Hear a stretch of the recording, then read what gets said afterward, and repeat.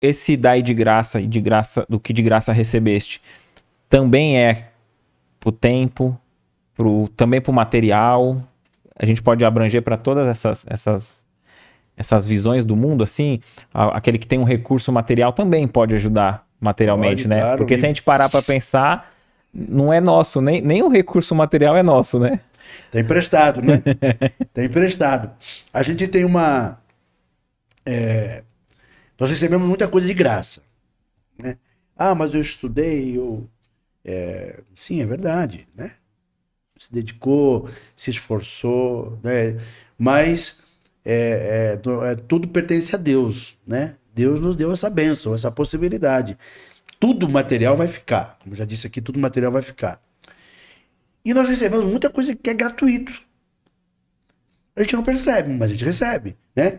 Por exemplo, na pandemia, as pessoas que pegaram o vírus da Covid, nós tivemos a perda de alguns companheiros lá da nossa instituição, ataca os pulmões, né? Ataca os pulmões. A pessoa tem muita falta de ar, né? E nós recebemos o ar de Deus, da natureza, gratuito. A gente não paga pelo ar, a gente não respira gratuitamente, né? Nós recebemos essa bênção de respirar, a bênção do dom da vida, que Deus nos dá, né? Que nos possibilita desse corpo encarnado cumprir uma tarefa, cumprir uma missão aqui no plano físico. Deus que nos deu a vida, Deus que nos deu o ar que nós respiramos, Deus que nos deu os neurônios, né? Os neurônios que nós temos, a inteligência, a capacidade, foi Deus que nos deu.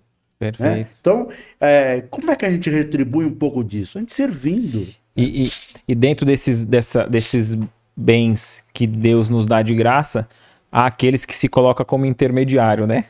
Quer dizer, se Deus já dá de graça, para que ter um intermediário para que a gente remunere o intermediário, né?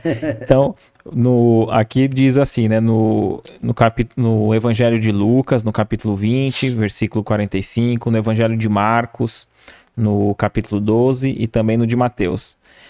Ele disse em seguida aos seus discípulos, na presença de todo o povo que o escutava: guardai-vos dos escribas que ostentam, passeando com longas túnicas, que gostam de ser saudados nas praças públicas, de ocupar as primeiras cadeiras nas sinagogas e os primeiros lugares nas festas, que sob pretexto de longas preces devoram as casas das viúvas.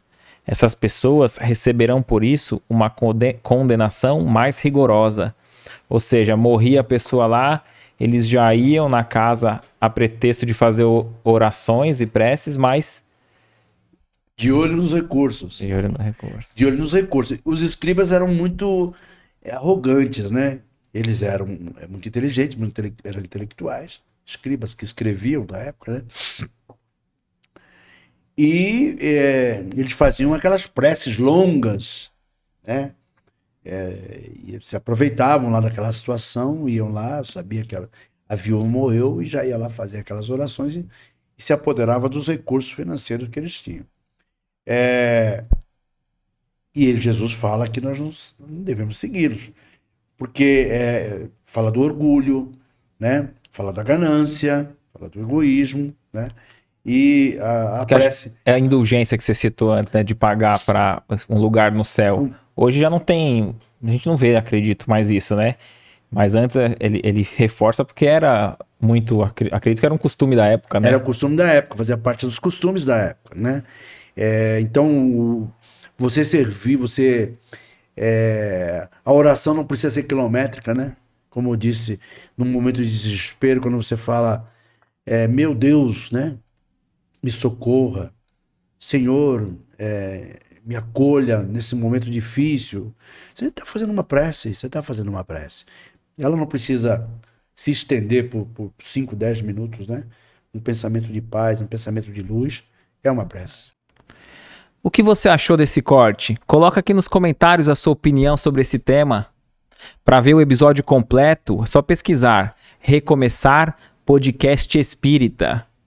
E caso tenha ficado alguma dúvida sobre a doutrina espírita, é perfeitamente normal.